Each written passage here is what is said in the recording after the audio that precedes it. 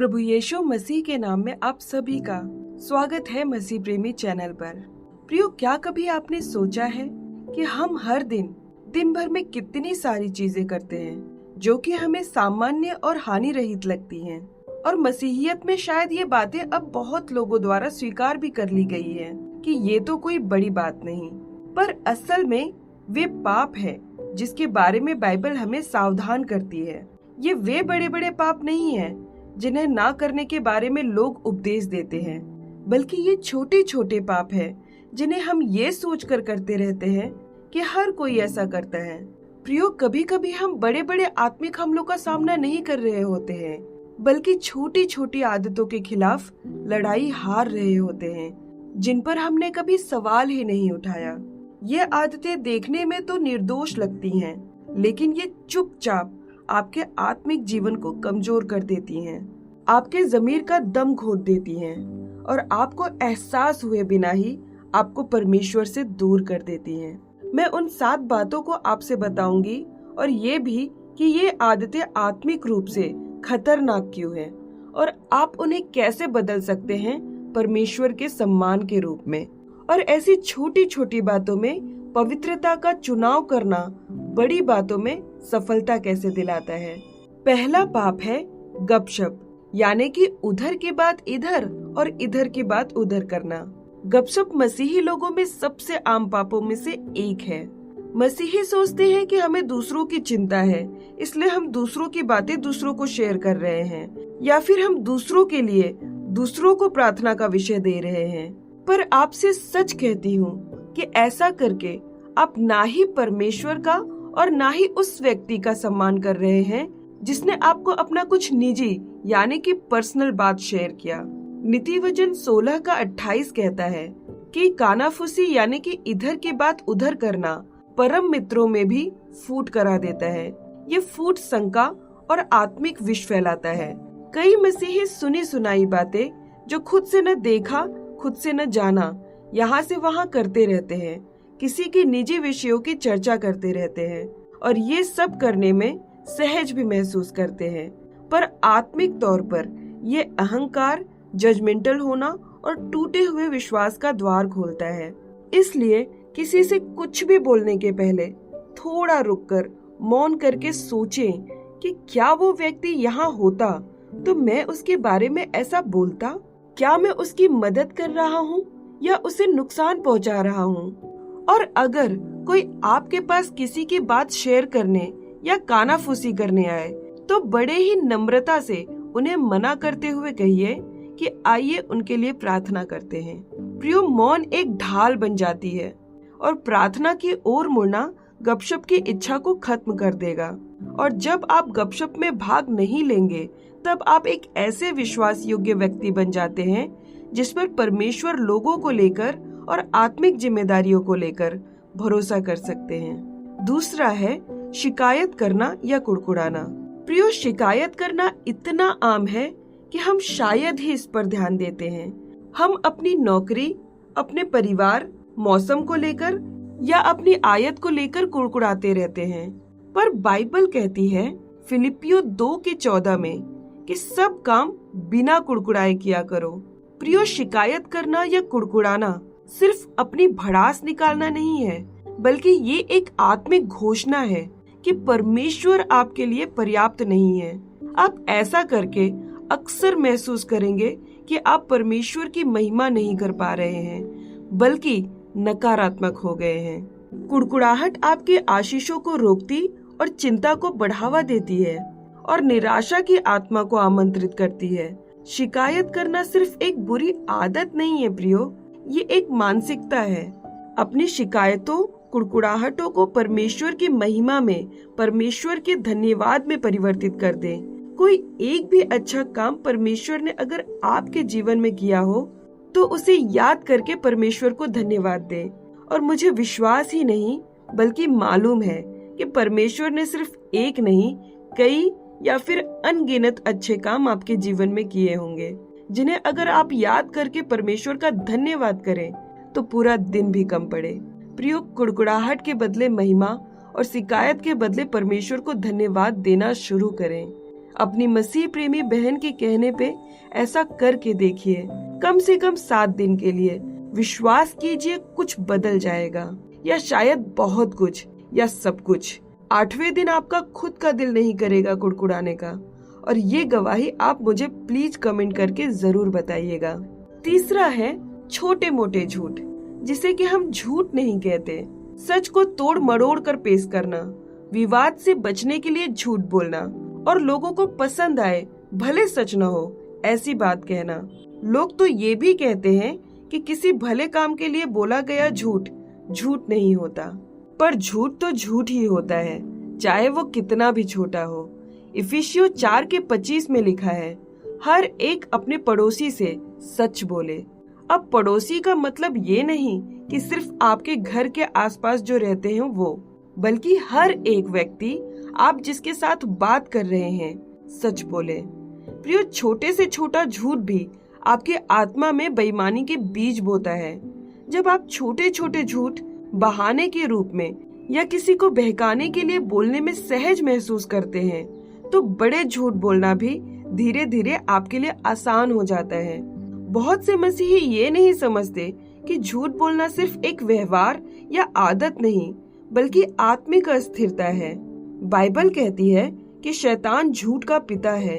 जब हम जाने अनजाने में सामान्य तौर पर झूठ बोलते हैं, तब हम गलत पिता के पीछे चल रहे होते हैं। अगर सच बोलने से किसी को निराशा होगी, तो भी नम्रता से सच बोले।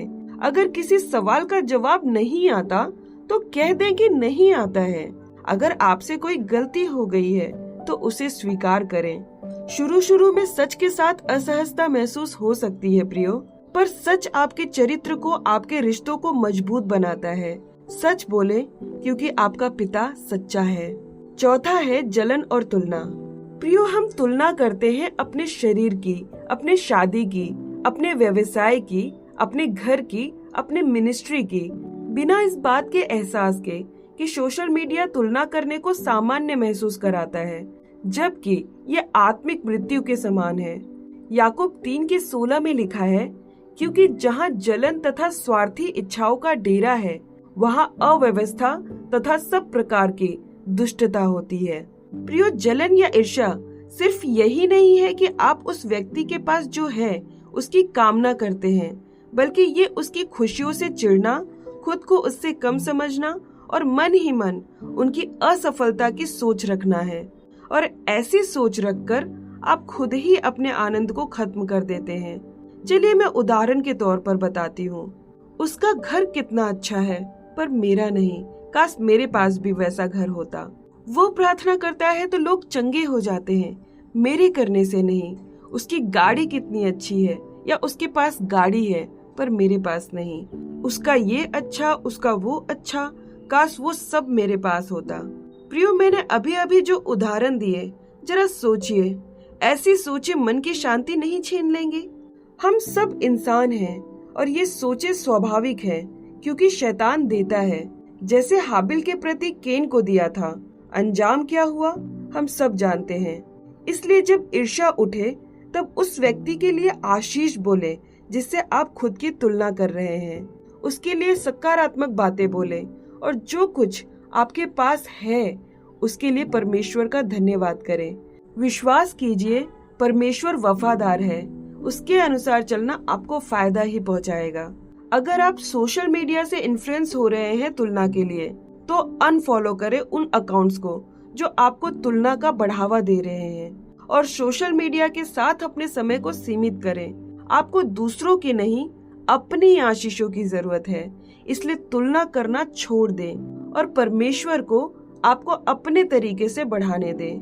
पांचवा है नाराजगी को पकड़े रहना। प्रियो, नाराजगी को पकड़े रहने से वो कड़वाहट में बदल जाती है, और कड़वाहट आत्मिक जहर है।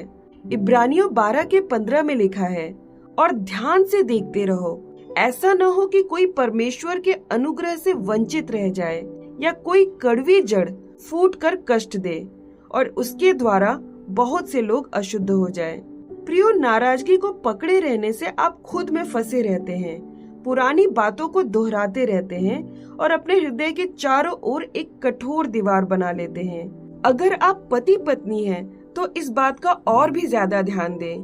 प्रियो, नाराजगी भावनात्मक और आत्मिक बोझ के तले दबा देती है, इसलिए जल्दी से माफ कर देना सीखें। माफ कर देने का अर्थ ये नहीं है कि ये कहना कि जो हुआ वो सही था, बल्कि ये कि जो हुआ मैं उसे माफ करता हूँ और इस नाराजगी के बोझ को उतार देता हूँ। और प्रार्थना जरूर करें कि प्रभु मुझे इस कड़वाहट से, इस नाराजगी से और इस अशांति से बाहर निकालें। भले ही आप आहत हुए हों, पर प्रभु से मांगने पर वो आपके हृदय को चंगा कर देंगे। याद रखिए प्रियो, जब आप दूसरों को क्षमा करते हैं, तब आप खुद को क्षमा करते हैं, आजाद करते हैं। छठवां है प्रार्थना को जरूरी ना समझना या छोटी बात समझना। प्रियो, मैं जानती हूँ कि बहुत सारे मसीही भाई बहन तब तक प्रार्थना नहीं करते जब तक कि कुछ बड़ी जरूरत नहीं पड़ जाती।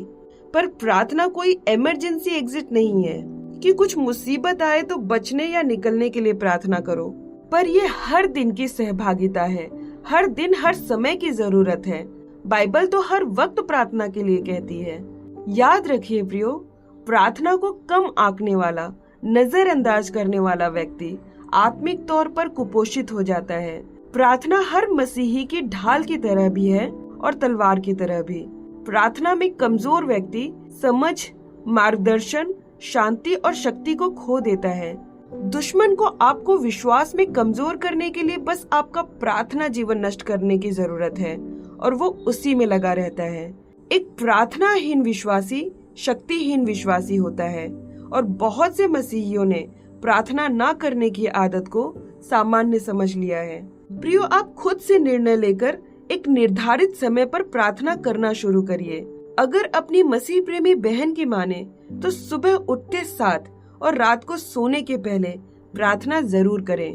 1 दिन, 2 दिन, 3 दिन, 4 दिन, धीरे धीरे प्रार्थना आपके लिए बोझ नहीं, आदत हो जाएगी और आपको हमेशा हर बात सबसे पहले परमेश्वर से कहना जरूरी लगेगा और आप एक स्पष्टता, ताकत और एक अलौकिक शांति में जीने लगेंगे और प्रार्थनाओं का उत्तर मिल जाने पर तो क्या ही कहना। 7वां है यौन संबंधित पापों को सही साबित करना।